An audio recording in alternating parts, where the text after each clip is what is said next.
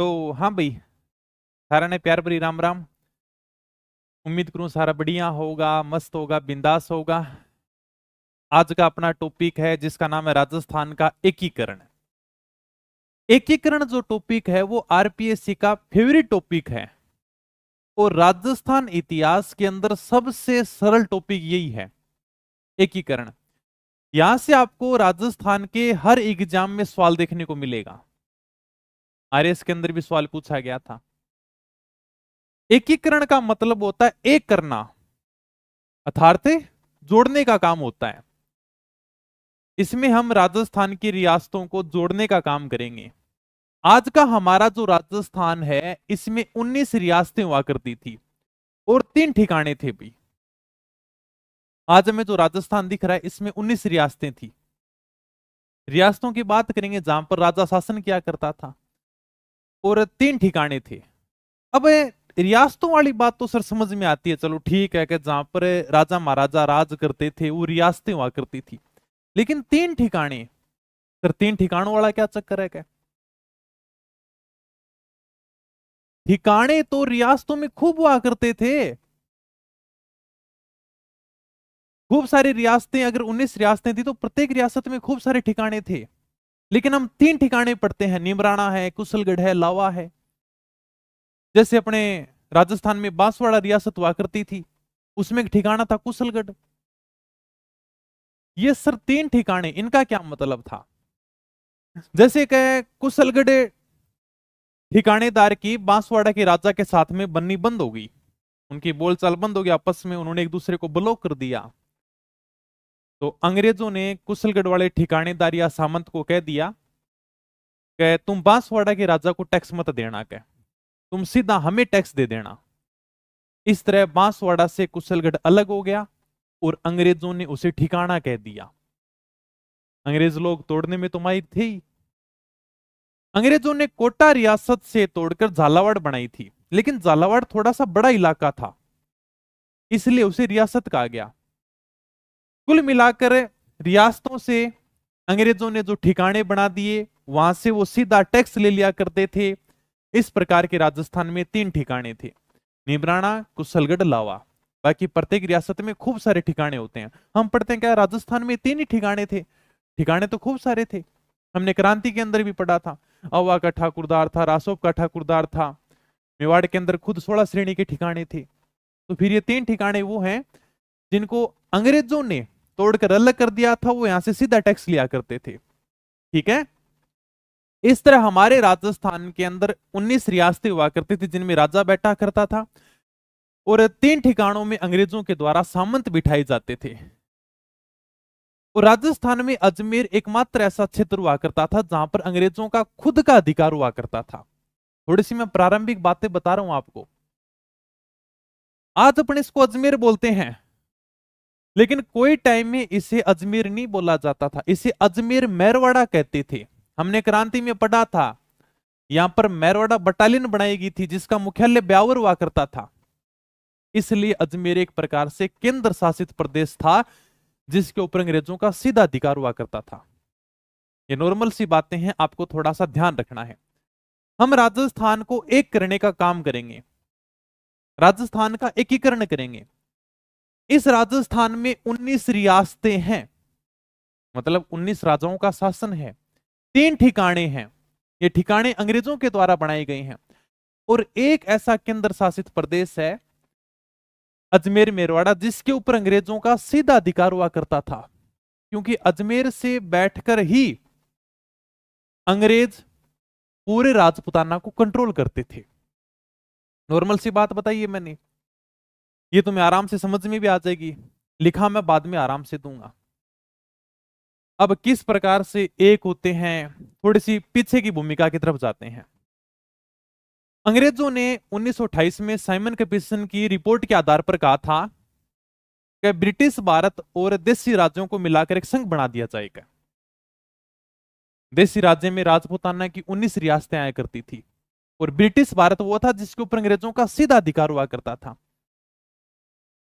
Simon commission की report के आधार पर 1935 का भारत शासन अधिनियम आता है जिस पर अपने पूरे के पूरे भारत का संविधान आधारित है। साइमन कमीशन की रिपोर्ट के आधार पर आता है 1935 का भारत शासन अधिनियम। उस 1935 के एक्ट की सबसे पहली लाइन यही है कि ब्रिटिश प्रांत तथा देशी राज्यों को मिलाकर अखिल भारतीय संघ बना दिया जाएगा, भारत को एक कर दिया जाए। अंग्रेज प्रयास करते कि सभी राज्यों को एक करें और इनको एक कर हम भारतीय संघ बना लें, लेकिन कोई भी राजा आपस में एक दूसरे से मिलना नहीं चाहता था। ये हम भारतीयों की खासियत है, हम हमेशा ये नहीं देखते कि हमारे घर में क्या चल रहा है, हमेशा ये नजर रखते हैं कि दूसरे के घर में क्या चल रहा है। क्या आजकल आप सबको पता है कि पढ़ाई की वीडियो इतनी नहीं चलती हैं, कोई अगर वो लोग बनाता तो उसकी वीडियो ज्यादा चलती है, क्योंकि लोग ये जानना चाहते हैं कि दूसरे के घर में क्या चल रहा है। तो लोगों का चलने का मेन कारण यही तो है। तो राजा आपस में एक दूसरे के पास में बैठना पसंद नहीं करते, कोई भी किसी के नीचे काम करना पसंद नहीं करता था, इसलिए राजा एक नहीं हो पाए थे।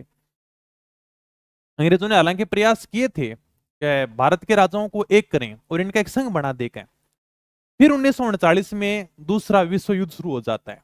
तब अंग्रेजों का पूरा ध्यान विश्व युद्ध के ऊपर चला जाता है। 1940 में अंग्रेज दोबारा से अगस्त प्रस्ताव लेकर आते हैं, जिसमें वो कहते हैं कि देखो हम तो जाने वाले हैं, तुम्हारी आजादी की प्रक्रिया शुरू कर दो, मतलब तुम अपना संविधान बनाना शुरू कर दो। क्या अंग्रेजों ने 1940 में कह दिया था। 1942 में क्रिप्स मिशन ने कहा कि विश्व युद्ध के समाप्त होते ही हम भारत को आजाद कर देंगे। 1945 में द्वितीय विश्व युद्ध समाप्त हो जाता है और युद्ध समाप्त होते अंग्रेजों ने कह दिया कि हम भारत को आजाद कर रहे हैं। 1945 में अंग्रेजों ने कह दिया था कि हम क्या कर रहे हैं, भारत को आजाद कर रहे हैं, लेकिन हम आजाद होते हैं 1947 में। 2 साल हमें इस बात के लिए लगे कि हम तय नहीं कर पा रहे थे हमें आगे क्या करना है। क्या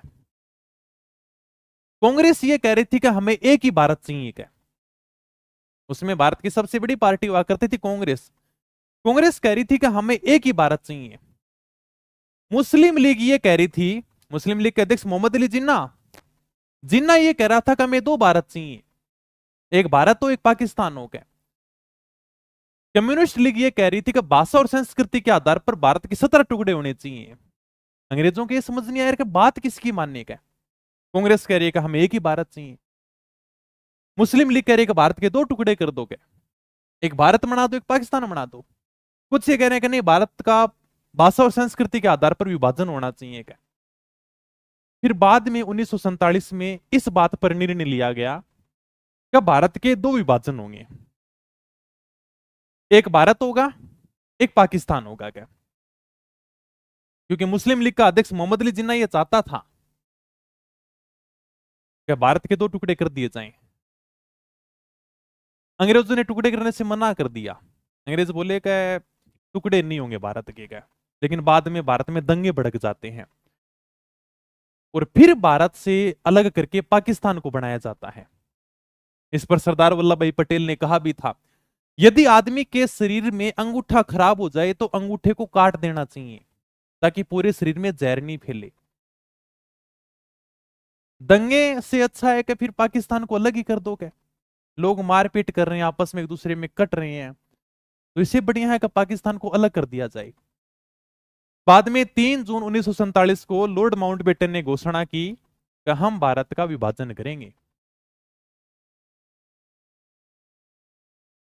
यह आप उसमें फोटो देख सकते हो, भारत के विभाजन की फोटो है। खूब सारी ट्रेन भारत से पाकिस्तान जाती, पाकिस्तान से भारत आती थी।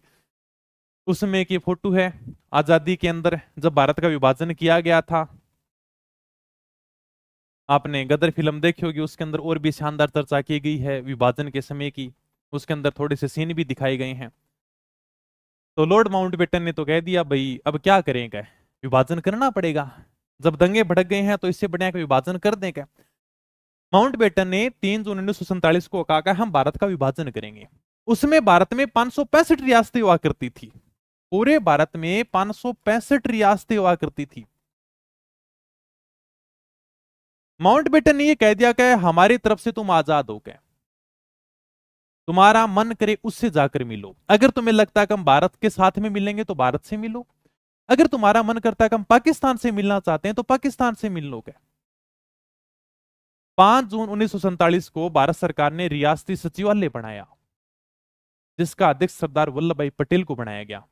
और इसका सचिव बनाया गया वीपी मेनन को। कुल मिलाकर अब अंग्रेजों ने तो कह दिया हम भारत का विभाजन करेंगे, भारत को 2 भागों में बांट देंगे, भारत और पाकिस्तान। भारत में कितनी रियासतें थी? 565 रियासतें थी, जिसमें से 19 रियासतें अपने राजस्थान में हुआ करती थी। कुल मिलाकर 565 यानी कि भारत में राजा हुआ करते थे, पूरा क्षेत्र था। अंग्रेजों ने कह दिया कि हमारी तरफ से तुम आजाद हो, तुम्हारा मन करे पाकिस्तान के साथ में जाओ, तुम्हारा मन करे भारत के साथ में जाओ, हमारी तरफ से आजाद हो गए, कोई टेंशन नहीं है क्या? ठीक है भाई। अब मोहम्मद अली जिन्ना भी ये चाहेगा कि मैं ज्यादा से ज्यादा रियासतों को पाकिस्तान में जोड़ूं क्या, क्योंकि आजाद है।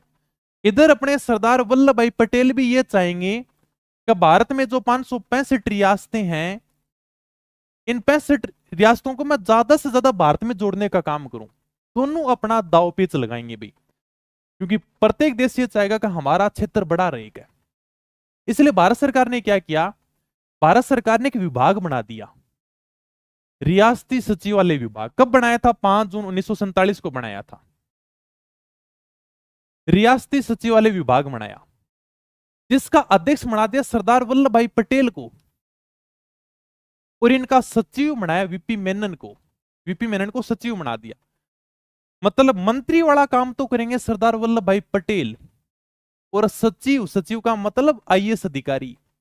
हमने पढ़ा था ना पॉलिटी के अंदर सचिवालय, जिसमें खूब सारे सचिव बैठते हैं। जो सचिवों का घर है, वो सचिव क्या है? आईएएस अधिकारी हैं, जो मंत्रियों को सलाह देने का काम करते हैं। तो वही भूमिका यहां पर मंत्री वाले तो निभाई सरदार वल्लभ भाई पटेल ने, और सचिव वाली भूमिका निभाई वीपी मेनन ने। वीपी मेनन आईएएस अधिकारी वाला काम करते हैं। इनको ये जिम्मेदारी देगी कि जितना हो सके ना उतनी रियासतों को भारत में मिलाओगे, साम दाम दंड भेद कुछ भी करोगे, ताकि हमारा बड़ा भारत बन सकेगा। सरदार वल्लभ भाई पटेल भारत की रियासतों के पास में जाते हैं और कहते हैं कि तुम भारत में मिलोगे।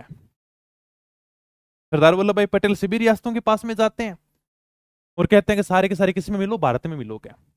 तब भारतीय राजा कहते हैं कि हम तो किसी भी देश के साथ में नहीं मिल सकते क्या?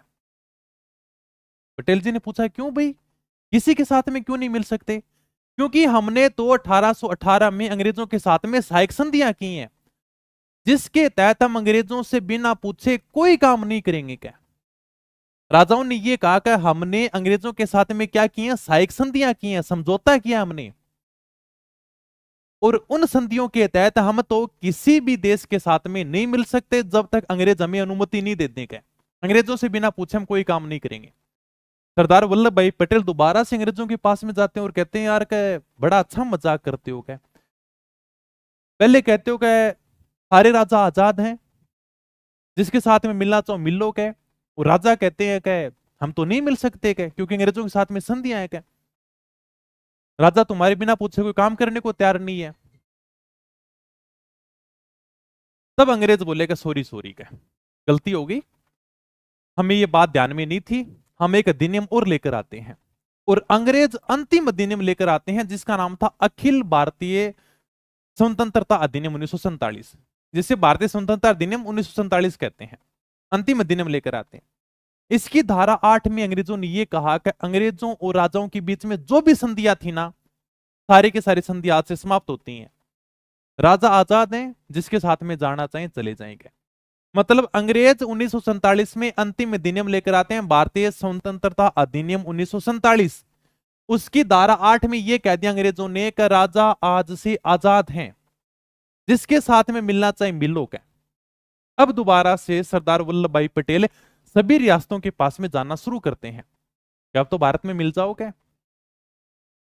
अब थोड़ी सी राजस्थान की बात कर लेते हैं। राजस्थान में किसी रियासत ने सबसे पहले अगर भारत में मिलने के लिए हां की थी तो वह थी बीकानेर रियासत। उन्होंने 7 अगस्त 1947 को विले पत्र पर हस्ताक्षर कर दिए थे। इसके आगे बात करेंगे।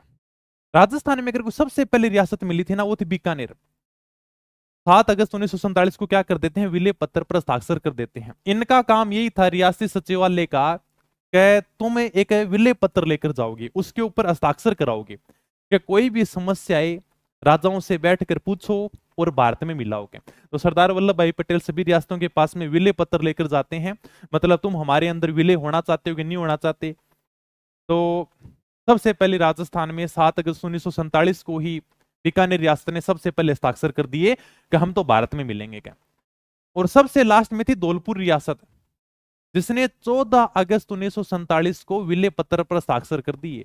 धौलपुर के शासक थे उदयभान सिंह जी, जो वसुंधरा राजे सिंधिया के ससुर जी हैं।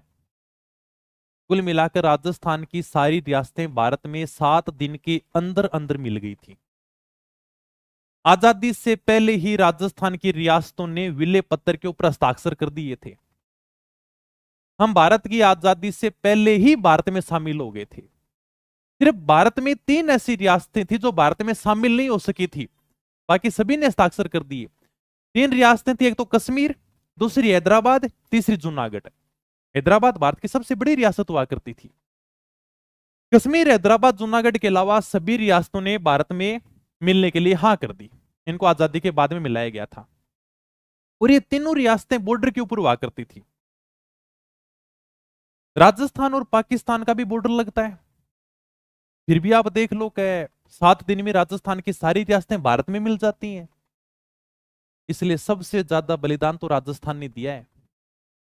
आज भी भारत में जो राज्य बॉर्डर के ऊपर है उनमें छोटा मोटा विद्रोह होता रहता है। आप कश्मीर को देख लो, छोटा मोटा विद्रोह चलता रहता है। पंजाब को देख लो।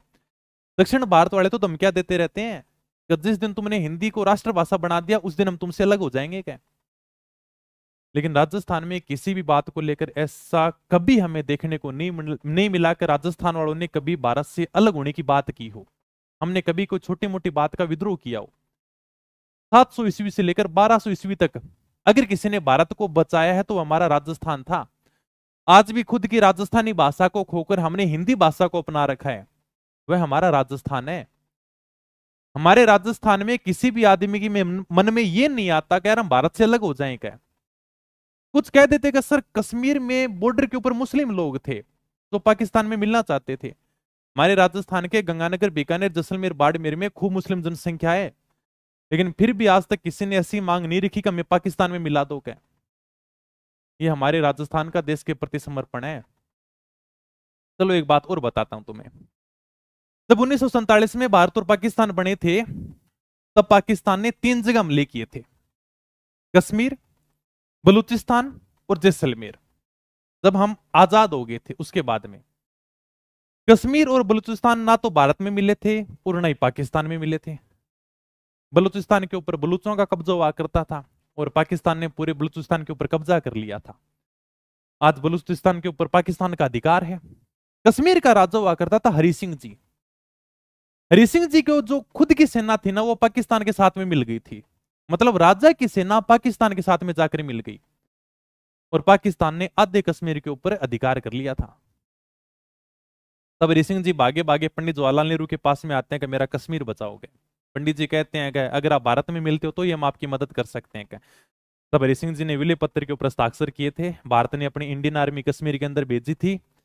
उन्होंने पाकिस्तान की सेना को वहीं पर रोक दिया था। ये हमारी सबसे बड़ी गलती थी। जब हरि सिंह जी ने विलय पत्र के ऊपर हस्ताक्षर कर दिए थे कि मैं भारत का अंग हूं, मैं भारत में मिलने जा रहा हूं, फिर भी जिस क्षेत्र के ऊपर पाकिस्तान ने कब्जा कर लिया था हमने उस क्षेत्र को नहीं छुटाया था और उस मुद्दे को हमने यूएनओ के अंदर लेकर चले गए थे और आज भी वही मुद्दा बना हुआ सेम का सेम। आधे कश्मीर के ऊपर पाकिस्तान का अधिकार है। जिस क्षेत्र पर पाकिस्तान ने कब्जा कर रखा है भारत उसे बोलता है पीओके, मतलब पाक अधिकृत कश्मीर। और जिस क्षेत्र के ऊपर भारत का अधिकार है पाकिस्तान उसे बोलता है ईओके, आईओके, इंडियन अधिकृत कश्मीर। भारत बोलता है पीओके। आपने कई बार एक बारे में सुना होगा कि पीओके के अंदर गोलीबारी होगी, मतलब पाक अधिकृत कश्मीर, उसके ऊपर पाकिस्तान का अधिकार है। भारत कहता है कि क्षेत्र हमारा है, पाकिस्तान कहता है कि क्षेत्र हमारा है, कश्मीर कहता है कि हम आजाद है, हम किसी के अधिकार में नहीं है। पाकिस्तान ने कहते हैं जब जैसलमेर की तरफ हमला किया था तब जैसलमेर के राजा ने जोधपुर के राजा से मदद मांगी थी और जोधपुर रियासत थोड़ी मजबूत हुआ करती थी। जोधपुर के पास में कहते हैं खुद की एयरफोर्स की सेना भी थी। जोधपुर के महाराजा हनुमंत सिंह तो खुद पायलट हुआ करते थे, इन्होंने खुद की एयरफोर्स भी बना रखी थी। तो जोधपुर वालों ने खुद की सेना उतारी थी। जैसलमेर की जमीन पर पाकिस्तान का 1 इंच भी कब्जा नहीं हो पाया था। इसलिए कहते हैं कि पाकिस्तान ने कश्मीर के ऊपर हमला किया था, बलूचिस्तान के ऊपर हमला किया था, जैसलमेर के ऊपर हमला किया था, लेकिन जोधपुर रियासत ने जैसलमेर की 1 इंच के ऊपर भी पाकिस्तान का कब्जा नहीं होने दिया था, और जैसलमेर वालों के साथ में ही जोधपुर रियासतें भारत में मिल जाती है। हालांकि बलूचिस्तान में आज भी बलूचों की मांग है कि हमें पाकिस्तान से अलग करो क्या, और देख लेना आने वाले 5-7 साल में पाकिस्तान से बलूचिस्तान टूट जाएगा क्या। भारत तो खुद भी है बलूचिस्तान की खूब सारी मदद करता है। तो चलो ये थोड़ी बातें होती रहेंगी, मैंने थोड़ी सी प्रारंभिक बातें बताई हैं कि आजादी से पहले किस प्रकार से रियासतें हुआ करती थी। सरदार वल्लभ भाई पटेल, वीपी मेनन, इनकी बड़ी भूमिका थी। ये भारत की रियासतों को एक करने का काम करते हैं, रियासती सचिवालय बनाया जाता है। थोड़ी बातें ज्यादा होगी, थोड़ा सा लिख लेते हैं। किसी की कमेंट हो? अभी केवल बातें बताई मैंने समझाने वाली, जहां से क्वेश्चन बनेगा वो मैं आगे बता दूंगा। हाँ, थैंक यू सर जी, मुझे बुक मिल गई। हाँ और बताओ, किसी को कुछ पूछना है? आगे चलूं मैं? ठीक है, ये हमने प्रारंभिक बातें की थी। अब देखते हैं भारतीय स्वतंत्रता अधिनियम 1947। मैंने बताया था, क्योंकि थोड़ा चीजें समझना जरूरी है। अगर मैं सीधा कह देता कि भारतीय स्वतंत्रता अधिनियम 1947 तो तुम्हारे समझ में नहीं आता क्या। मनमोहन सिंह तो पाक में, उसकी भी बात करेंगे आगे, टेंशन मत करो। एक एक बात बताऊंगा, तुम्हारे एक भी डाउट नहीं रहेगा, तुम्हारे एक भी डाउट नहीं रहेगा इस टॉपिक को लेकर। उसकी भी आगे बात करेंगे, हर बात तुम्हारे सामने आएगी। सर आपदा प्रबंधन बीच में क्यों नहीं पूरा होने जा रहा है ना, ऐप के ऊपर चल रही है क्लासें, तो एक क्लास से हो रहेंगे बस उसकी। चलो आ जाओ फिर। तो भारतीय स्वतंत्रता अधिनियम 1947 अंग्रेज भारत में अंतिम अधिनियम लेकर आते हैं। इसकी धारा 8 में यह कहा गया कि भारत का विभाजन कर देंगे, भारत और पाकिस्तान के रूप में 2 भागों में विभाजन होगा। भारत में 565 रियासतें थी। अंग्रेजों ने अधिकार दे दिया कि तुम अगर भारत में मिलो तो भारत में मिलो, पाकिस्तान में मिलो तो पाकिस्तान में मिलो। अगर तुम्हें लगता है कि नहीं हम तो खुद का अलग ही देश बनाएंगे, तो भी तुम बना सकते हो, हमारी तरफ से फ्री हो। कुल मिलाकर अंग्रेज अंतिम अधिनियम लेकर आते हैं। ये उसमें क्या फोटो भी देख सकते हो, पंडित जवाहरलाल नेहरू बैठे हुए हैं, मोहम्मद अली जिन्ना बैठे हुए हैं, लॉर्ड माउंटबेटन बीच में बैठा हुआ है, उसमें की फोटो है ये। तो भारत में 565 रियासतें थी, प्रत्येक रियासत को इन्होंने स्वतंत्रता दे दी कि वह किसी भी राष्ट्र में मिल सकती है। किसी भी राष्ट्र का मतलब तुम किसी भी देश में जाकर मिलो। अगर तुम चाहो कि हम अपना खुद का अस्तित्व रखेंगे, तुम अपना स्वतंत्र अस्तित्व भी रख सकते हो। ठीक है सर। 3 जून 1947 को लॉर्ड माउंटबेटन ने भारत के विभाजन की घोषणा कर दी थी। इन्होंने कहा कि हम भारत का क्या करेंगे, विभाजन करेंगे क्या। ये घोषणा कब की थी? 3 जून 1947 को की थी। उस समय क्या फोटो देख सकते हो, सारे के सारे अपने सरदार वल्लभ भाई पटेल बैठे हुए हैं, पंडित जवाहरलाल नेहरू बैठे हुए हैं, बीच में माउंटबेटन बैठा हुआ है, इधर मोहम्मद अली जिन्ना बैठा हुआ है। ये उस समय की फोटो है 3 जून 1947 की। अंग्रेजों ने कह दिया कि हम तो जाएंगे भाई, लेकिन जाने से पहले क्या करेंगे, भारत का विभाजन करके जाएंगे। लॉर्ड माउंटबेटन भारत का अंतिम वॉइसरॉय और स्वतंत्र भारत का पहला गवर्नर जनरल था। अगर पूछ ले कि स्वतंत्र भारत का अंतिम गवर्नर जनरल कौन था, चक्रवर्ती राजगोपालचारी था। ये थोड़ा सा नोट लगा के वैसे मैंने लिखा है, याद रहे तो अच्छी बात है, बाकी कोई बात नहीं। ठीक है। अब अभी जैसे तुम बात कर रहे थे कि इधर वल्लभ भाई पटेल भी चाहता है कि मैं सारी की सारी रियासतों को भारत में जोड़ूं, उधर मोहम्मद अली जिन्ना भी ये चाहता था कि मैं लगभग रियासतों को पाकिस्तान में जोड़ूंगा, क्योंकि दोनों अपना प्रयास करेंगे। भोपाल के राजा हुआ करते थे नवाब हमीदुल्ला खां। ये कौन थे? भोपाल के राजा थे जिनका नाम है नवाब हमीदुल्ला खां। ये उस समय नरेंद्र मंडल के अध्यक्ष थे।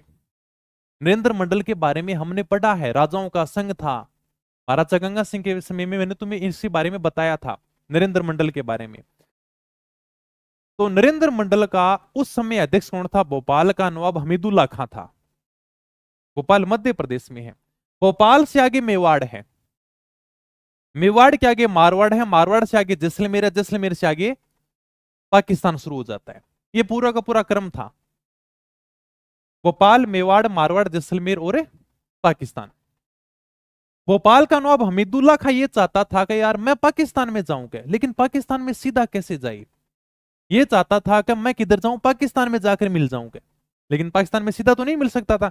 बीच में मेवाड़ आ गया, इधर मारवाड़ आ गया, आगे जैसलमेर है, आगे पाकिस्तान है, तभी जाकर मिल सकते हो।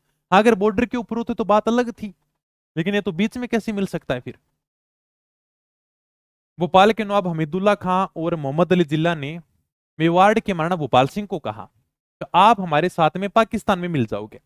मोहम्मद अली जिन्ना और हमीदुल्ला खां, इन्होंने सबसे पहले मेवाड़ के महाराणा भोपाल सिंह को तैयार किया कि आप पाकिस्तान में मिल जाओगे। तब मेवाड़ के महाराणा भोपाल सिंह बड़ा शानदार जवाब देते हैं कि जिन्ना, तुम्हारा पाकिस्तान तो कल बनेगा। हमारा मेवाड़ बप्पा रावल ने 734 ईस्वी के अंदर बना दिया था।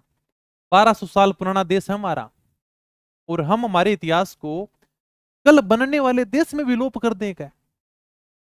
हमारे बप्पा रावल की उपाधि थी हिंदुआ सूरज, महाराणा कुंभा की उपाधि थी हिंदू सुल्तान है, राणा सांगा की उपाधि थी हिंदू पथ है, राणा हमीर की उपाधि थी प्रबल हिंदू। ये उपाधियां इसलिए हैं कि हमने हिंदू की रक्षा की थी। तुम्हारा तो पूरा देश इस्लाम के आधार पर बन रहा है क्या, और तू चाहता है कि मैं अपने देश को पाकिस्तान में मिला दूं क्या। मुझे किस देश के साथ में मिलना है ये तो निर्णय मेरे पूर्वजों ने कर दिया था। तो मेवाड़ के महाराणा भोपाल सिंह ने तो मना कर दिया। तो भोपाल के नवाब हमीदुल्ला खां का सपना टूट गया। हालांकि वो प्रयास कर रहे थे कि मैं किधर मिलूं, पाकिस्तान में मिलूं, लेकिन पाकिस्तान में तभी तो मिलेगा जब मेवाड़ के महाराणा हाँ भरेंगे। तो मेवाड़ के महाराणा भोपाल सिंह ने बड़ा शानदार जवाब दिया था। इसके बाद में भोपाल के नवाब हमीदुल्ला खां का सपना टूट गया था। जोधपुर के महाराजा की बात कर रहे थे, इनकी भी आगे अपन चर्चा करेंगे। भारतीय रियासती विभाग का गठन 5 जुलाई 1947 को। इसके अध्यक्ष कौन थे? सरदार वल्लभ भाई पटेल। सचिव कौन थे? वीपी मेनन। ये मैंने पहले बात लिखाई नहीं है क्या तुम्हें?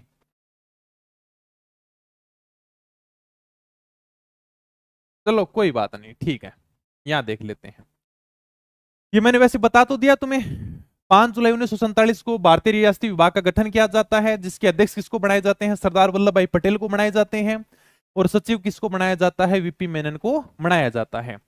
उद्देश्य ये था कभी भारत के अंदर जो मिलने वाली रियासतें हैं ना, उनसे आप क्या करो, विलय पत्र के ऊपर हस्ताक्षर कराओ। कुल मिलाकर ज्यादा से ज्यादा रियासतों को भारत में मिलाओ। अगर कोई समस्या आ रही है तो उसका समाधान करो, साम दाम दंड भेद कुछ भी हो, लेकिन उन रियासतों को क्या करो, भारत में मिलाओ। गया इसके लिए भारत ने विभाग बनाया था, उसका नाम था भारतीय रियासती विभाग। इसका गठन कब किया गया था? 5 जुलाई 1947 को। बहुत इंपॉर्टेंट है, अध्यक्ष भी पूछा गया, सचिव भी पूछा गया है, और ये कई बार आया है कि भारतीय रियासती विभाग का गठन कब किया गया था। रख लोगे थोड़ा वो ध्यान में? ठीक है सर। रियासती विभाग ने यह शर्त रख दी, अब छोटी मोटी रियासत सब बोली कि हम तो आजाद रहेंगे, आजाद रहेंगे। क्या फिर इन्होंने शर्त रखी रियासतों के सामने कि देखो ऐसे काम नहीं चलेगा, तुम सारे कह दोगे क्या हम आजाद रहेंगे, आजाद रहेंगे। क्या इन्होंने शर्त रखी कि जिस रियासत की जनसंख्या 10 लाख से ज्यादा होगी और जिसकी सालाना आय 1 करोड़ से ज्यादा होगी ना, वही रियासत स्वतंत्र रह सकेगी। क्या ऐसे नहीं कि तुम सारे कह दोगे कि हम भी आजाद है, हम भी आजाद हैं। क्या क्योंकि हर छोटी मोटी रियासत को संभालना बड़ा मुश्किल काम था। क्या सरदार वल्लभ भाई पटेल ने कहा जिस रियासत की जनसंख्या 10 लाख से ज्यादा है और जिसकी सालाना आय 1 करोड़ रुपए होती है या उससे ज्यादा होती है, उसको हम अलग राज्य बना देंगे। क्या जैसे मान लो कि मेवाड़ रियासत है, उसकी संस्कृति अलग है, 10 लाख से जनसंख्या ज्यादा, उसकी आय भी 1 करोड़ से ज्यादा थी, तो वह अपना खुद का राज्य बना सकती थी। इनको छूट दी गई कि आप अपनी संस्कृति को बचाकर रख सकोगे।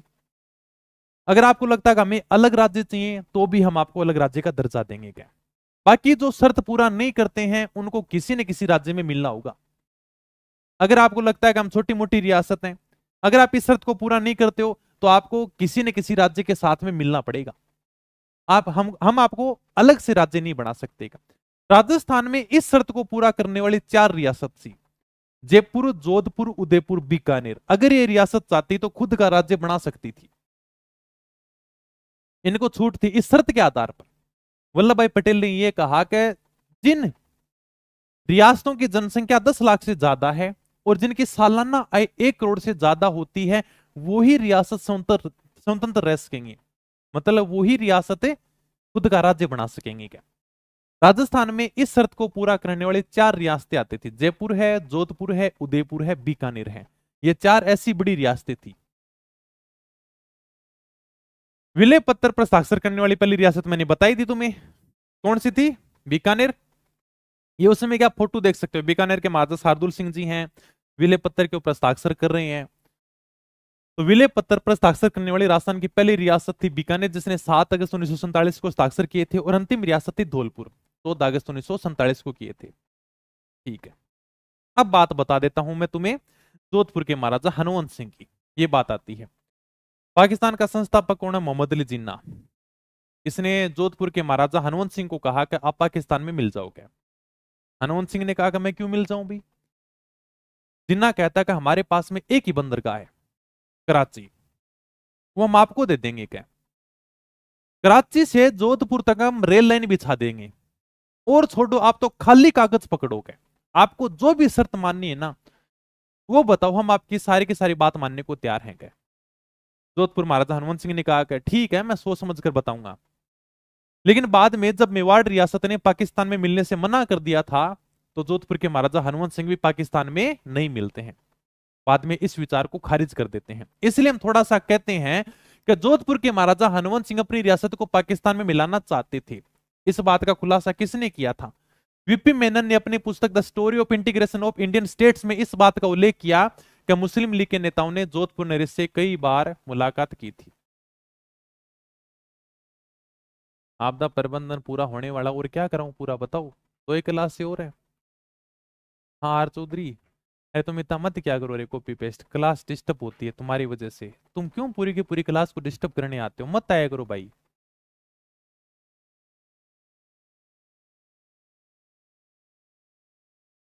ठीक है,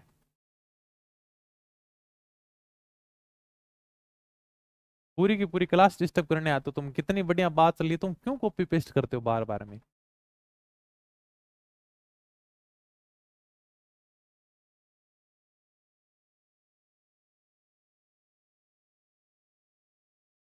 तो कमेंट ही पढ़ लूं? फिर एक काम करूंगा, देखो मैं लाइव सेशन रखूंगा आराम से, जिसमें अपन केवल कमेंट पढ़ेंगे, ठीक है ना? जिसके अंदर केवल पढ़ाई की बातें ही नहीं करेंगे, इसमें आराम से केवल अपन कमेंट पढ़ते रहेंगे। यूट्यूब पे थोड़ी सी यही दिक्कत होती है, आराम से बढ़िया पढ़ाओ ना, फिर कमेंट इतनी कॉपी पेस्ट होती हैं। ऐप के अंदर इतनी दिक्कत नहीं आती है ना, फिर कहते हो यहाँ नहीं पढ़ाते, वहां नहीं पढ़ाते। कोई बात हो तो फोन कर लिया करो। तुम एक इतना तुम्हें कॉपी पेस्ट करने को लगा, ऐप के नंबर नहीं है क्या तुम्हारे पास में? हेल्पलाइन नंबर भी है, तुम वहां पर फोन कर सकते हो। ठीक है, कोई 100 एक बच्चे होते हैं पढ़ने वाले, उनको तो पढ़ लेने दिया करो रे भाई। तुम एक दो बीच में कमेंट करते हो, ये करते हो, वो करते हो, सारी की सारी क्लास डिस्टर्ब हो जाती है। एक बढ़िया अगर आराम से मन लगा के पढ़ाए ना, तो बीच में एक स्टूडेंट कुछ बोल भी देना तो भी क्लास डिस्टर्ब होती है, थोड़ा समझा करो। अगर तुम्हारे कोई प्रॉब्लम होती है, आराम से फोन करके पूछ लिया करो। बाकी तुम्हारे कमेंट कॉपी पेस्ट करने से समाधान नहीं होगा, तुम फोन करोगे तभी समाधान होगा। तुमने जोशी ने भी इसकी जानकारी दी थी, बिल्कुल सही बात है। अब आ जाओ, थोड़ी सी बात बताऊं मैं। तो जोधपुर के महाराजा हनुमंत सिंह अपनी रियासत को पाकिस्तान में मिलाना चाहते थे। इस बात का खुलासा किसने किया था? वीपी मेनन ने किया था, जो अपने सचिव थे। इनकी एक पुस्तक है जिसका नाम है the story of integration of Indian states, ये इनकी पुस्तक है, देख लो। VP Menon, the story of integration of Indian states, मतलब कहानी किसकी है? भारतीय रियासतों के एकीकरण की कहानी बताई इसमें इन्होंने। इसके अंदर ये कहते हैं कि जोधपुर के महाराजा हनुमंत सिंह ने मुस्लिम लीग के नेताओं से कई बार मुलाकात की थी। ठीक है, ओके भाई, ये जोधपुर के महाराजा हनुमंत सिंह हैं। बांसवाड़ा के महाराज चंद्रवीर सिंह कहते हैं कि जब सरदार वल्लभ भाई पटेल विलय पत्र पर हस्ताक्षर कराने के लिए बांसवाड़ा के महाराज चंद्रवीर सिंह के पास में जाते हैं, तो चंद्रवीर सिंह एक डायलॉग मारते हैं, ये कई बार एग्जाम में पूछा गया है। चंद्रवीर सिंह जी कहते हैं कि मैं अपने डेथ वारंट के ऊपर हस्ताक्षर कर रहा हूं। क्या क्योंकि भारत में विलय से पहले बांसवाड़ा अलग राज्य हुआ करता था, उसकी खुद की सेना हुआ करती थी, अलग झंडा हुआ करता था, उसके खुद के सिक्के चला करते थे। जब बांसवाड़ा के विलय भारत में हो गया, तो उसका खुद का स्वामित्व ही खत्म हो जाएगा। क्या इसलिए बांसवाड़ा के राजा चंद्र सिंह कहते हैं कि मुझे ऐसा महसूस हो रहा है जैसे मैं खुद अपने मृत्यु के वारंट पर हस्ताक्षर कर रहा हूं। क्या हमारे राजा कितने दरिया दिल थे, उन्होंने भारत सरकार को सब कुछ दान कर दिया था। इनके पास में जितने भी पैसे थे, सारे के सारे भारत सरकार को सौंप दिए थे। सारी की सारी जमीन, खुद की सारी सेना, अपने सारे के सारे हथियार सब सरकार को सौंप दिए। अगर किसी को लगता है कि ये तो कोई बड़ी बात नहीं है, क्या कोई भी दान कर सकता है, तो तुम कर लो फिर। खुद का 50 बाई 50 का अगर प्लाट है ना, वही भारत सरकार को दान करके दिखाओ। चलो, भारत सरकार तो अलग बात है, अगर चाचा था वो अपनी जमीन के ऊपर 1 फुट भी कब्जा कर लेना, तो भी हम उनका सिर फोड़ने के लिए तैयार हो जाते हैं। गांव में तो पुलिस थानों के अंदर ज्यादातर अगर जो मामले है ना मुकदमे, वो केवल जमीन जायदाद को लेकर आएंगे। लेकिन ये घर घर की कहानी है, ऊंचो चढ़ चढ़ देखो और घर घर यू ही लिखोगे। लेकिन हमारे वो राजा थे जिन्होंने सब कुछ दान कर दिया था। इनके जो भी जितने भी पैसे थे ना, सब भारत सरकार को सौंप दिए थे। जितने भी हथियार थे, इनके किले महल, सब सरकार को सौंप दिए। तो इस मामले में तो दरियाल थे। हम ये नहीं कह सकते कि वास्तव में तो देश के प्रति इनका समर्पण तो था। ओके भाई, अब बात कर लेते हैं हम राजस्थान के एकीकरण की। अब हम किसकी शुरुआत करेंगे? राजस्थान के एकीकरण की शुरुआत करते हैं। ये मैंने तुम्हें नॉर्मल सी बात बता दी है। राजस्थान में 19 रियासतें हुआ करती थी। जैसे पूरे भारत में 565 रियासतें थी, अपने राजस्थान में 19 रियासतें हुआ करती थी। 3 ठिकाने थे। नॉन सैल्यूट ठिकाने, ये मैंने बताया भी था, ठिकानों का मतलब है ना नॉन सैल्यूट ठिकाने, जहां पर तोपों की सलामी नहीं लगती थी। सैल्यूट ठिकाने, एक तो रियासत हुआ करती थी जहां पर तोपों की सलामी दी जाती थी, राजा आता था। ठिकानों के अंदर कोई भी सलामी नहीं दी जाती थी। ये क्या थे? नॉन सैल्यूटेड ठिकाने थे। और एक केंद्र शासित प्रदेश हुआ करता था जिसका नाम था अजमेर मेरवाड़ा। ठीक है। 3 ठिकाने कौन कौन से? 3, निमराना, कुशलगढ़, लावा। ध्यान रखना, ये बहुत इंपॉर्टेंट है, कई बार एग्जाम में पूछा गया है। ये तो पता नहीं कितनी बार नॉर्मल सा क्वेश्चन आ जाता है। राजस्थान के एकीकरण में राजस्थान में कितनी रियासतें हुआ करती थी? 19 रियासतें थी, 3 ठिकाने थे। एकीकरण में कहते हैं 8 साल लग जाएंगे, 7 महीने लग जाएंगे, 14 दिन लग जाएंगे। एकीकरण का श्रेय किसे दोगे? सरदार वल्लभ भाई पटेल को। इसलिए सरदार वल्लभ भाई पटेल को क्या कहा जाता है? भारत का बिस्मार्क भी कहा जाता है। ठीक है। हाँ, बिस्मार्क ने कहते हैं कि जर्मनी में राज्यों का एकीकरण किया था, उसी प्रकार से सरदार वल्लभ भाई पटेल ने भी भारत की रियासतों को जोड़ने का काम किया था। इसलिए सरदार वल्लभ भाई पटेल को क्या कहते हैं? भारत का बिस्मार्क कहते हैं। ठीक है, नॉर्मल सी बात है, रह जाएगा ध्यान में। क्योंकि विले पत्र पर तो हस्ताक्षर करा लिए हैं, अब इनको एक भी तो करना है ना। सारे अलग अलग बैठे हैं भाई, इन्होंने सबने कह दिया कि हम भारत के साथ में जाएंगे, क्या भारत में मिलने के लिए हाँ कर दिया। लेकिन कौन से राज्य के साथ में जाएंगे? क्योंकि सारे के सारे अलग अलग बैठे हैं, सबका राज्य अलग अलग है। तो इन सब को मिलाकर फिर राजस्थान बनाया गया है।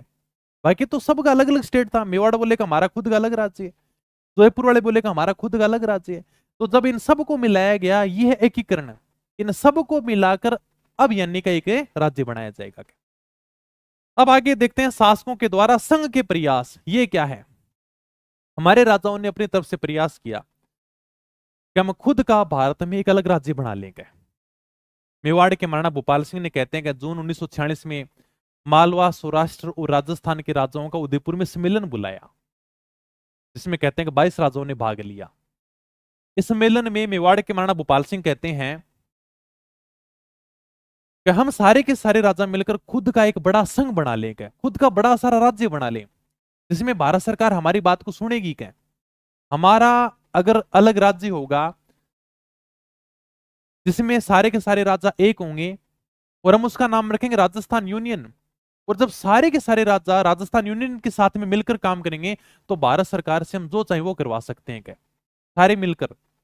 राजाओं ने कहा यार का आइडिया तो आपका बड़ा शानदार है, लेकिन इस राजस्थान यूनियन का अध्यक्ष कौन होगा? क्या तो महाराणा भोपाल सिंह बोले यार क्या तुम इतने भोले आदमी हो क्या?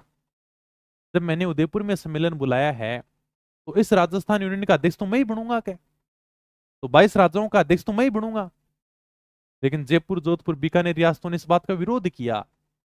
वे बोले कि हम भी तो बड़ी रियासतें हैं, हम भी तो अध्यक्ष बन सकते हैं, आप ही अध्यक्ष क्यों बनोगे? क्या इस बात पर सारे के सारे राजा आपस में लड़ने लगे, जिससे सम्मेलन असफल हो गया था। कहते हैं कि मेवाड़ के महाराणा भोपाल सिंह को यह सम्मेलन बुलाने का सुझाव दिया था के मुंशी ने। इन्होंने कहा कि आप इस प्रकार से सम्मेलन बुलाओ ताकि आप आराम से सारे राज्यों से बात कर सको। क्या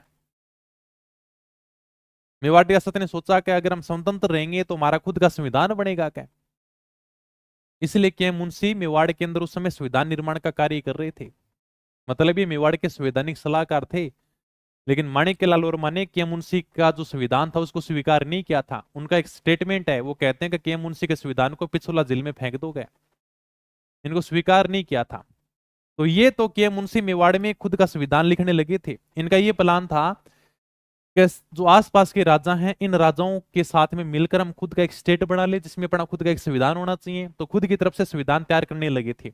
लेकिन बाद में वही बात, सबने विरोध किया कि आप ही अध्यक्ष क्यों बनोगे, कि हम भी तो बन सकते हैं। क्या इस बात का विरोध हुआ और यह संघ असफल हो गया था। तो अपने को ये ध्यान रखना कि मेवाड़ के महाराणा भूपाल सिंह ने संवैधानिक सलाहकार थे के मुंशी, जो मेवाड़ में उसमें संविधान बना रहे थे। इनकी सलाह पर राजस्थान, गुजरात और मालवा के छोटे छोटे राज्यों को मिलाकर राजस्थान यूनियन बनाने के उद्देश्य से 25-26 जून 1946 को उदयपुर में सम्मेलन बुलाया गया था। सम्मेलन बुलाया गया जिसमें ये कहा गया, जिसमें 22 राजाओं ने भाग लिया। इसमें ये कहा गया कि हम सारे के सारे मिलकर खुद का एक संघ बनाएंगे, खुद का एक स्टेट बनाएंगे, जिसमें अपना संविधान भी होगा। क्या महाराणा भोपाल सिंह ने संविधान सभा समिति में शामिल होने का आह्वान भी किया था, लेकिन यह सम्मेलन क्या हो जाता है, असफल हो जाता है। ठीक है। जयपुर महाराजा सवाई मानसिंह ने भी अपने दीवान विट्टी कृष्णामाचारी के साथ में मिलकर राज्यों के संघ बनाने का प्रयास किया था।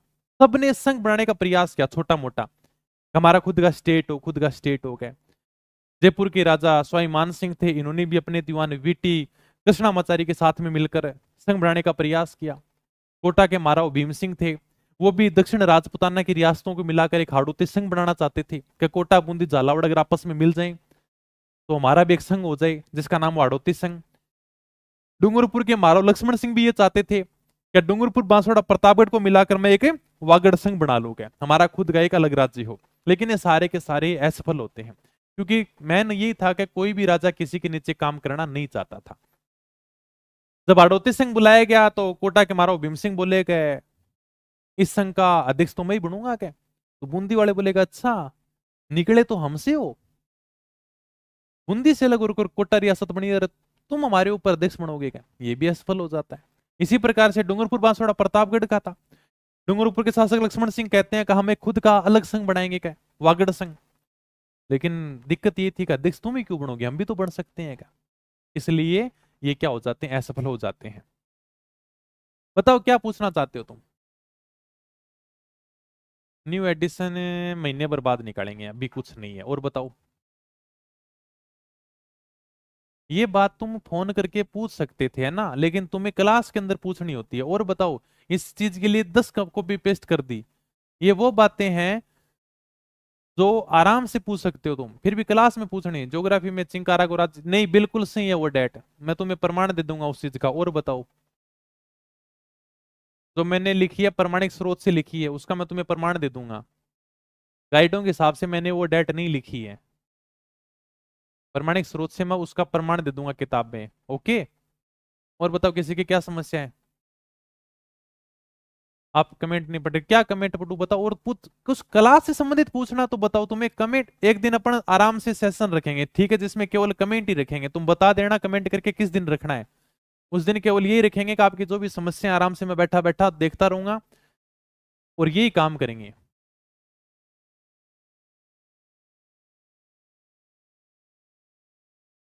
कुछ मैं तो इसलिए कमेंट देखता हूँ यार, किसी को कुछ पूछना हो क्लास से संबंधित तो पूछ लेगा, बाकी तुम्हारी अलग ही बातें, ये कब करोगे, वो कब करोगे।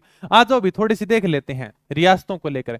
सबसे प्राचीन रियासत कौन सी हुआ करती थी? सबसे प्राचीन रियासत मेवाड़ हुआ करती थी। क्षेत्रफल की दृष्टि से सबसे बड़ी रियासत कौन सी हुआ करती थी? मारवाड़ हुआ करती थी। सबसे प्राचीन रियासत मेवाड़, क्षेत्रफल की दृष्टि से सबसे बड़ी रियासत मारवाड़। सबसे छोटी रियासत थी शाहपुरा, सबसे छोटी रियासत हुआ करती थी, जिसे जिला भी बनाया गया था, बाद में हटा दिया गया था। जनसंख्या की दृष्टि से सबसे बड़ी रियासत जयपुर, आज भी जयपुर सबसे बड़ा है जनसंख्या की दृष्टि से। सबसे प्राचीन रियासत मेवाड़, सबसे बड़ी रियासत मारवाड़, सबसे छोटी शाहपुरा, जनसंख्या की दृष्टि से बड़ी रियासत जयपुर। जाट रियासत, जहां पर जाट वंश का शासन हुआ करता था, भरतपुर और धौलपुर। और मुस्लिम रियासत हुआ करती थी टोंक, राजस्थान में एकमात्र मुस्लिम रियासत थी टोंक। ये भरतपुर के जाटों का राज चिन्ह है। बाकी ऊपर के मेवाड़ के और मारवाड़ के राज चिन्ह है, हमने क्लासों के अंदर तुम्हें दिखा भी दिया। तो राजस्थान का एकीकरण शुरू करते हैं। राजस्थान का एकीकरण है वो 7 चरणों में जाकर पूरा होता है। राजस्थान की रियासतों ने भारत में मिलने के लिए विलय पत्र पर हस्ताक्षर तो कर दिए, लेकिन अब सरदार वल्लभ भाई पटेल सोच रहे थे कि मैं किस रियासत को किसके साथ में मिलाऊंगा। जब रियासतें आपस में जुड़ेंगे तभी तो एकीकरण होगा। यह एकीकरण 7 चरणों में जाकर पूरा होता है। सरदार वल्लभ भाई पटेल सोच ही रहे थे कि मैं एकीकरण को कहां से शुरू करूंगा राजस्थान में क्या। तभी उनको एक मौका मिल गया। हुआ ये कि 30 जनवरी 1948 को नाथूराम गोडसे ने महात्मा गांधी की हत्या कर दी। और थोड़े दिन पहले ही नाथूराम गोडसे अलवर के महाराजा तेज सिंह से मिलकर जाते हैं। हत्या किसने की थी? नाथूराम गोडसे ने। और कहते हैं कि थोड़े दिन पहले ही वो अलवर के महाराजा तेज सिंह जी मिलकर गए थे क्या। तो भारत सरकार अलवर के शासक को शक की दृष्टि से देख रही थी, उनको लगा कहीं ना कहीं इनका भी हत्या में हाथ हो सकता है क्या। दूसरा यह था कि अलवर भरतपुर में मेव मुसलमानों ने अलग से मेवस्थान बनाने की मांग की थी कि हमारा भी एक अलग स्टेट होना चाहिए, और अलवर रियासत में दंगे भड़क जाते हैं। ये सांप्रदायिक दंगे भड़काने का आरोप लगा था अलवर के महाराजा तेज सिंह जी और इनके प्रधानमंत्री एनवी खर्रे के ऊपर। भारत सरकार ने कहा कि तुम दंगों को कंट्रोल कर सकते थे, लेकिन तुमने दंगे और ज्यादा भड़काए हैं। यह कहकर भारत सरकार ने अलवर रियासत के ऊपर खुद का कंट्रोल कर लिया। अलवर रियासत के ऊपर हमारा नियंत्रण रहेगा क्या, यह भारत सरकार के पास में रहेगी क्या। ठीक है, ये मैंने केवल नॉर्मल सी बात लिखी है। पहला चरण मत्स्य संघ था 18 मार्च 1948 को, रियासतों को जोड़ने का काम होगा। ये मत्स्य संघ नाम क्यों रखा गया इसकी भी मैं आगे बात बताऊंगा। अभी केवल मैंने ये बताया कि अलवर भरतपुर में मेव मुसलमानों ने अलग से मेवस्थान बनाने की मांग की थी कि हमारा अलग से स्टेट होना चाहिए क्या, जिसका नाम होगा मेवस्थान। इसमें अलवर नरेश तेज सिंह और इनके प्रधानमंत्री एनवी खर्रे पर सांप्रदायिक दंगे भड़काने का आरोप लगा, तो भारत सरकार ने अलवर रियासत को क्या कर लिया, अपने नियंत्रण में ले लिया। अलवर रियासत किसके पास में चलेगी, सीधी की सीधी भारत सरकार के पास में चलेगी। मतलब राजा से पूछने की कोई जरूरत नहीं है, वो सीधी की सीधी भारत सरकार के पास में है। भरतपुर के राजा हुआ करते थे जिनका नाम था ब्रजेंद्र सिंह जी, ये भरतपुर के राजा हैं ब्रजेंद्र सिंह जी। भारत सरकार के पास में भरतपुर के राजा की शिकायत पूछी कि जब हम 15 अगस्त को आजाद हुए थे तब सभी रियासतों ने भारत का झंडा फहराया था, लेकिन भरतपुर वालों ने अपनी रियासत में झंडा नहीं फहराया क्या। ये बात भरतपुर के महाराजा ब्रजेंद्र सिंह के पास में पहुंची, तो उन्होंने कहा यार आप मेरी देशभक्ति के ऊपर सवाल उठा रहे हो क्या, लोगों ने शिकायत कर दी, आप उन्होंने बात मान ली क्या, आप लोगों की बात कैसे मान सकते हो, मैंने तो झंडा फहराया था क्या। अगर आपको इतनी एलर्जी है मेरी देशभक्ति से, आप सवाल उठा रहे हो, तो ये लो भरतपुर राज्य आप ही संभालोगे। तो भरतपुर के महाराजा ब्रजेंद्र सिंह खुद अपनी रियासत को सरदार वल्लभ भाई पटेल के पास में सौंप कर आ जाते हैं। अब सरदार वल्लभ भाई पटेल के पास में दो रियासतें थी, एक तो अलवर थी, दूसरी भरतपुर थी। पटेल जी ने सोचा यार क्या दो रियासतें तो अपने पास में हैं, अलवर भरतपुर के पास में दो छोटी छोटी रियासतें और हैं, धौलपुर और करौली। अगर मैं इनको बना लूं तो आपस में एक संघ बना सकता हूं क्या। धौलपुर के राजा हुआ करते थे उदयभान सिंह जी, जो वसुंधरा राजे सिंधिया के ससुर जी थे, और करौली के राजा थे गणेश पाल जी। सरदार वल्लभ भाई पटेल ने धौलपुर के राजा उदयभान सिंह जी को कहा कि हम चार रियासतों अलवर भरतपुर धौलपुर करौली को मिलाकर एक संघ बनाना चाहते हैं, एक अलग राज्य बनाना चाहते हैं, और उस राज्य के राजा हम आपको बनाएंगे क्या, मतलब आपको हम राज प्रमुख बनाएंगे, और करौली वालों को कह दिया हम आपको उपराज प्रमुख बनाएंगे क्या। इस तरह सरदार वल्लभ भाई पटेल ने चार रियासतों को मिलाकर एक संघ बना दिया था, इसके साथ में निमरान ठिकाना भी शामिल हो जाएगा। ठीक है, ओके। तो भरतपुर शासक ब्रजेंद्र सिंह ने 15 अगस्त को स्वतंत्रता दिवस नहीं मनाया, तो भारत सरकार ने 14 फरवरी 1948 को भरतपुर का प्रशासक किसे बना दिया, एस एन सप्रू को नियुक्त कर दिया।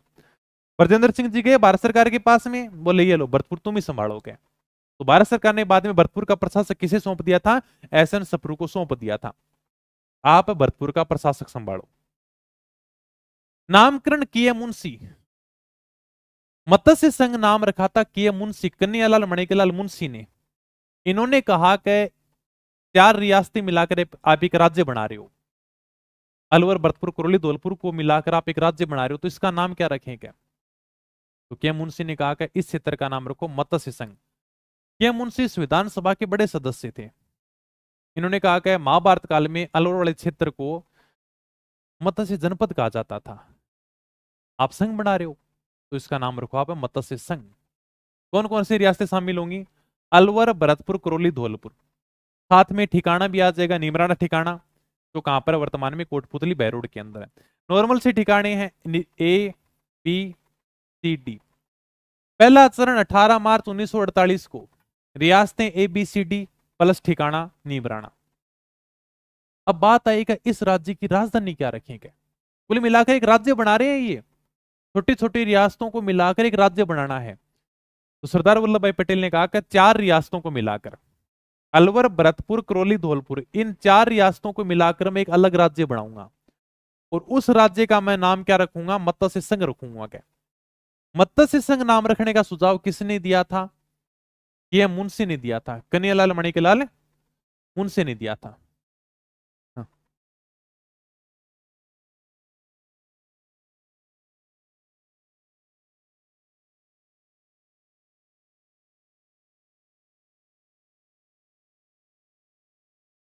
कला इतिहास की आ जाएगी, अपडेट बुक भी आ जाएगी, महीने भर में आ जाएगी। और बताओ, ठीक है। ये मुंशी ने कहा कि इस राज्य का नाम क्या रखो आप, मत्स्य संघ नाम रखो, क्योंकि महाभारत काल में इस क्षेत्र को मत्स्य प्रदेश कहा जाता था, और आप संघ बना रहे हो तो इसका नाम रख दो आप मत्स्य संघ। चार रियासत ध्यान रखना भी। राजधानी क्या बनाए, अलवर बनाए। क्या राजधानी की बात आई तो इन चार रियासतों में दिल्ली के पास में जो सबसे नजदीक थी वो रियासत थी अलवर। तो कहा गया कि राजधानी तो किसको बनाएंगे, दिल्ली, अपने अलवर को बनाएंगे। क्या, क्योंकि वो दिल्ली के पास में है। राज प्रमुख किसको बनाएंगे, उदयभान सिंह जी को बनाएंगे, पहले कह दिया था। ये अपने उदयभान सिंह जी हैं, धौलपुर के शासक। इनको कह दिया कि राज प्रमुख आपको ही बनाएंगे, इन चार रियासतों के राजा आप ही हो। आपको हम राज प्रमुख बनाएंगे। उपराज प्रमुख बनाएंगे गणेश पाल करौली को, बाद में अलवर के शासक तेज सिंह को भी उपराज प्रमुख बनाया गया था। ठीक है भाई। प्रधानमंत्री बनाएगा शोभाराम जी कुमावत को। इनके बारे में अभी बड़ा शानदार क्वेश्चन पूछा था आरएएस के अंदर। शोभाराम कुमावत हीरालाल शास्त्री के मंत्रिमंडल में सदस्य रहे थे, और इन्होंने भारत छोड़ो आंदोलन के दौरान वकालत भी की थी। शोभाराम कुमावत ने कहते हैं कि लखनऊ से एलएलबी की थी और अलवर में वकालत करते थे, लेकिन जब महात्मा गांधी ने भारत छोड़ो आंदोलन चलाया था तब उनके साथ आंदोलन में शामिल हुए थे, और इन्होंने 17 दिन तक अनशन भी किया था। आजादी के बाद में हीरालाल शास्त्री की सरकार में राजस्व मंत्री रहते हैं। 1952 से 1962 तक अलवर के लोकसभा सांसद भी रहे थे। बाद में कांग्रेस के प्रदेश अध्यक्ष भी रहे थे ये। इसके अलावा मोहनलाल जी सुखाड़िया और बरकतुल्ला खां के समय भी ये मंत्री रहे थे। तो इन्होंने भारत छोड़ो आंदोलन के समय में खुद की वकालत छोड़ दी थी, और ये महात्मा गांधी के साथ में मिल जाते हैं। तो इनको क्या बनाया गया, प्रधानमंत्री बनाया गया था। उप प्रधानमंत्री बनाया गया जुगल किशोर चतुर्वेदी को। ये जुगल किशोर चतुर्वेदी हैं भरतपुर के, जिनको अपन राजस्थान का नेहरू भी कहते हैं। ओके। उद्घाटन करता, अब अगर एक आप चार रियासतों को मिलाकर राज्य बना रहे हो तो उसका उद्घाटन कौन करेगा। उद्घाटन क्या था, एनवी गोडगिल ने। इनका पूरा नाम था नरहरि विष्णु गोडगिल। एनवी गोडगिल भारत सरकार में ऊर्जा मंत्री, श्रम मंत्री, खनिज मंत्री थे। इनको कहा गया कि देखो एक नया राज्य बन रहा है और आप उसका उद्घाटन भरतपुर के लोहागढ़ दुर्ग में करके आ जाओगे, क्योंकि धौलपुर के शासक को हमने क्या बना दिया, राज प्रमुख बना दिया। उपराज प्रमुख करौली के शासक को बना दिया। राजधानी हमने अलवर को बना दी। क्या बचा, भरतपुर का लोहागढ़ दुर्ग बचा, जिसको अंग्रेज भी नहीं जीत पाए थे। तो वहां पर इस राज्य का उद्घाटन होगा। तो उद्घाटन कहां पूरा था, भरतपुर के लोहागढ़ दुर्ग में हुआ था। अब एक राज्य बन गया तो इस राज्य को चलाने के लिए एक मंत्रिमंडल भी होगा, जिसमें मंत्री भी होंगे। तो मंत्रिमंडल में कौन कौन शामिल था, मंत्रिमंडल में जुगल किशोर चतुर्वेदी शामिल थे भरतपुर वाले, मास्टर भोलानाथ शामिल था अलवर का, गोपीलाल यादव था, डॉक्टर मंगल सिंह था धौलपुर का, और डॉक्टर चिरंजीलाल शर्मा करौली का। ये सारे के सारे मंत्री बनाए गए कि ये मत्स्य संघ को चलाएंगे भाई। ठीक है। अब जब पूरे चार रियासतों को मिलाकर मत्स्य संघ बना दिया गया तब इनकी आय होगी थी 184 लाख रुपए, 1,84,00,000, और इनका क्षेत्रफल हो गया था 2000 वर्ग किलोमीटर। ठीक है। अब मैं तुम्हें थोड़ी सी बात बताऊं कि अभी ये जैसे हमने पढ़ा था कि मत्स्य संघ, ये मुंशी ने कहा कि महाभारत काल में इस क्षेत्र को मत्स्य जनपद कहा जाता था। महाभारत के समय में पांडवों ने अपना ज्ञातवास विराटनगर के राजा विराट के यहां पर बिताया था। आप अगर मैप में देखोगे ना तो ये क्षेत्र है मत्स्य जनपद, और यहीं पर पांडवों ने अपना अज्ञातवास बिताया था। युधिष्ठिर राजा के साथ में चौसर खेला करता था, एक प्रकार से कंक यानी कि नौकर का काम करता था। अगर आपने महाभारत देखी हो, भीम विराट का रसोईया बनकर यहां पर रहता था। अर्जुन भ्रमला का रूप धारण करके राजकुमारी को नृत्य सिखाता था। द्रौपदी सेंद्री के नाम से विराट की पत्नी सुदेशना की दासी बनी हुई थी। नकुल सहदेव घोड़ों की अश्वशाला को संभालते थे। इस तरह महाभारत के समय में पांडवों ने अपना ज्ञातवास यहीं पर बिताया था, और इस क्षेत्र को हम क्या कहते थे, मत्स्य प्रदेश कहते थे। अगर तुमसे पूछ लेगा मत्स्य प्रदेश की राजधानी क्या है, तब तो होगी विराटनगर। विराटनगर को वर्तमान में क्या कहते हैं, बेराट। और बेराट कहां पर है सर, कोटपुतली बैरोड में है। अगर पूछ लेकर विराटनगर का वर्तमान में नाम क्या है, बेराट, यहीं पर पांडव अपना ज्ञातवास बिताते हैं। तो महाभारत काल में ये जो जयपुर अलवर का क्षेत्र था इसे मत्स्य प्रदेश कहा जाता था। अगर पूछ लेगा मत्स्य संघ की राजधानी क्या है, तब तो क्या होगी, अलवर। मत्स्य संघ की राजधानी अलवर, क्योंकि वो संघ है जो सरदार वल्लभ भाई पटेल ने बनाया था। ये मत्स्य प्रदेश है जो महाभारत के समय हुआ करता था। तो इस मत्स्य प्रदेश की राजधानी है विराटनगर, और विराट नगर को वर्तमान में कहते हैं बेराट। और विराट कहां पर है? कोटपुतली बैरोड में है। तो मत्स्य प्रदेश की राजधानी हुआ करती थी विराटनगर। विराटनगर के राजा विराट के पास में ये अज्ञातवास बिताते हैं। तो पहला चरण हो जाता है कंप्लीट। अब बताओ कुछ पूछना है क्या? इस टॉपिक से संबंधित कुछ पूछना है तो बताओ क्या है? हाँ, 12,000 वर्ग किलोमीटर ही है ना। Sorry sorry sorry. ओके। और 12,000 है। एक डंडा गायब हो गया शुरुआत वाला।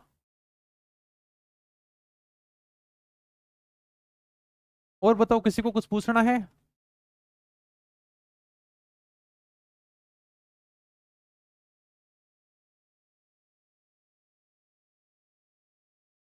चलूं आगे फिर? ये कर दूंगा, अपडेट कर दूंगा, जब पीडीएफ लगाऊंगा क्लास के तब उसमें अपडेट कर दूंगा। चलो भाई आगे फिर दूसरा चरण देख लेते हैं। कम से कम 3 चरण तो कंप्लीट करें, 7 चरणों में से फिर तो आगे कुछ है ही नहीं, फिर अगली क्लास में देख लेंगे। दूसरा चरण जिसका नाम रखा राजस्थान संघ, 25 मार्च 1948 को दूसरे चरण में राजस्थान की 9 रियासतें मिलाई गई थी। एक मिनट। दूसरे चरण में राजस्थान की 9 रियासतें मिलाई गई थी। जब ये 9 रियासतें मिल रही थी तो लगभग पूरा राजस्थान ही आ गया था, क्योंकि 19 तो रियासतें हुआ करती थी जिसमें 9 रियासतें दूसरे चरण में मिल जाती हैं। इसमें हाड़ौती की 3 रियासतें, कोटा बूंदी झालावाड़, वागड़ की 3 रियासतें, डूंगरपुर बांसवाड़ा प्रतापगढ़, और बाकी वाली 3 रियासतें शाहपुरा किशनगढ़ टोंक, ये मिलती हैं भाई। रख लोगे नाम ध्यान में, सूत्र बनाने की वैसी जरूरत नहीं है। हाड़ौती की 3 रियासतें, कोटा बूंदी झालावाड़, वागड़ की 3 रियासतें, डूंगरपुर बांसवाड़ा प्रतापगढ़, और बाकी वाली 3 रियासतें शाहपुरा किशनगढ़ टोंक, ये इसमें शामिल हो जाती हैं।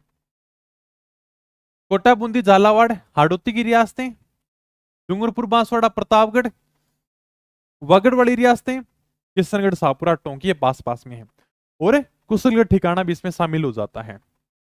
राजधानी किसको रखा जाएगा? कोटा को रखा जाएगा।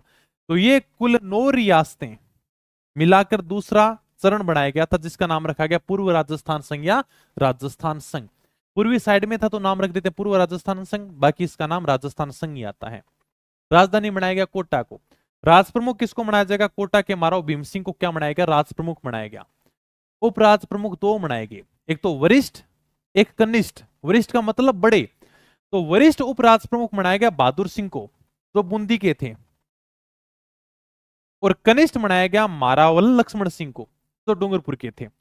तो वरिष्ठ उपराज प्रमुख बनाया गया बहादुर सिंह को, बूंदी के थे। कनिष्ठ बनाया गया था माराव लक्ष्मण सिंह को, डूंगरपुर के थे। प्रधानमंत्री बनाया गया गोकुलाल असावा को, जो शाहपुरा के थे।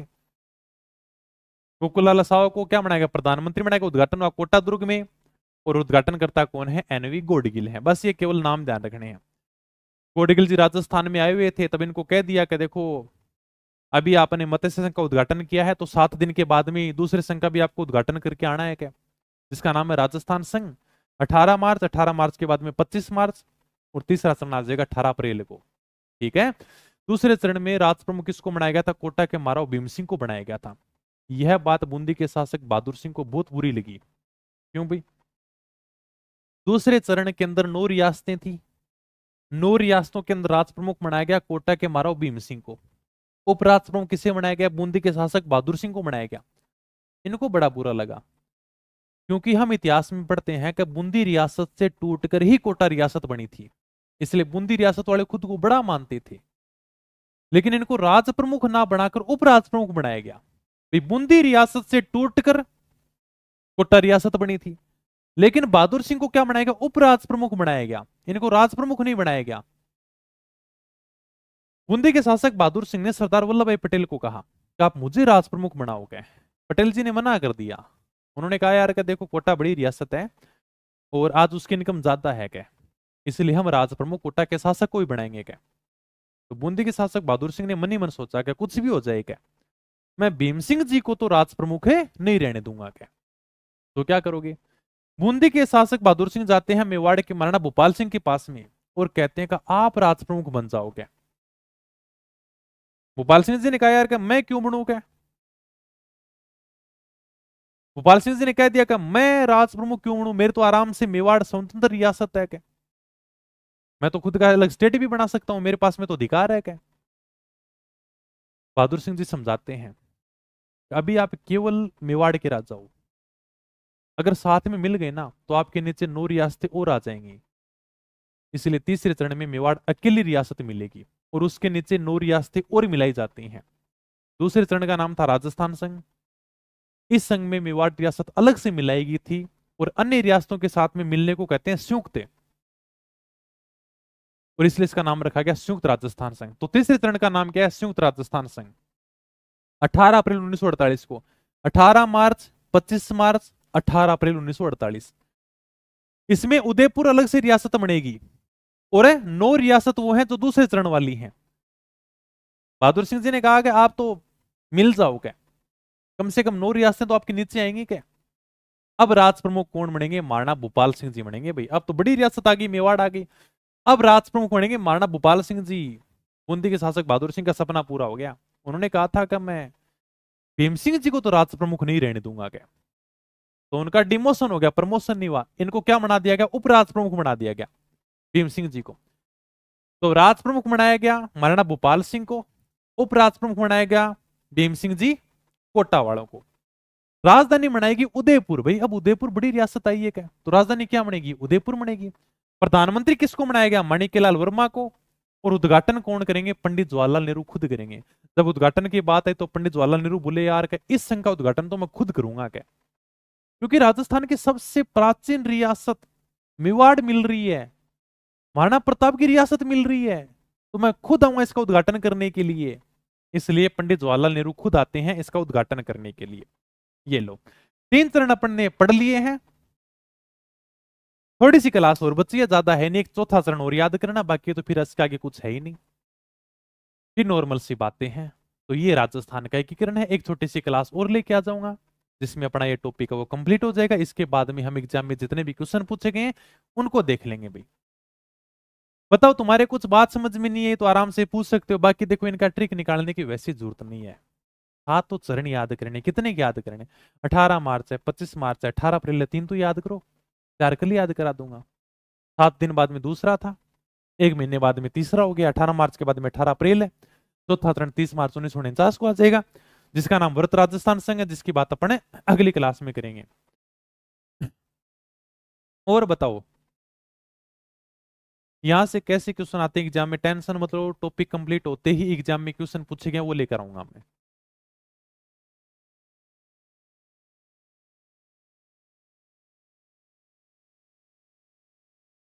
ओके, हाँ जयपुर में मिल जाएगी भी किताब। ठीक है, समझ में आ गया। मैंने तो कोशिश की थी कि तुम्हें प्रारंभिक भूमिका से लेकर अंतिम भूमिका तक लेकर जाऊं। हालांकि मैं सीधा भी शुरू कर सकता था, लेकिन मैंने तुम्हें शुरुआत से थोड़ा जोड़ने की कोशिश की थी कि किस प्रकार से अपना एकीकरण शुरू हुआ था। हालांकि विलय पत्र पर हमने पहले हस्ताक्षर कर लिए थे, बाद में इनको अलग अलग स्टेट बनाकर राजस्थान में जोड़ा गया था। बड़ा वल्लभ भाई पटेल ने माथापच्ची की थी। आज हम जो भारत देख रहे हैं सब वल्लभ भाई पटेल की देन है। इन्होंने सब रियासतों को जोड़ने का काम किया था, राजाओं को कैसे मनाने का काम किया था, वो सब पटेल जी की देन है। चलो ठीक है फिर, और बाकी कोई समस्या हो ना, कोई बात पूछनी हो तो आराम से तुम फोन करके पूछ लिया करो। ओके, कोई भी तुम्हें बात पूछनी हो तो आराम से पूछ लेना फोन करके कि सर ये क्लास आएगी कि नहीं आएगी, तो उसमें पूछ लिया करो। क्लास के बीच में कमेंट मत किया करो, बाद में बच्चे रिकॉर्डेड देखते हैं तो सारे के सारे डिस्टर्ब हो जाते हैं, और कोई प्रॉब्लम नहीं है। चलो फिर क्लास को क्यों बड़ी करें अपन। ठीक है फिर, मिलेंगे जल्दी नई वीडियो में, तब तक धन्यवाद, थैंक यू, जय हिंद जय भारत।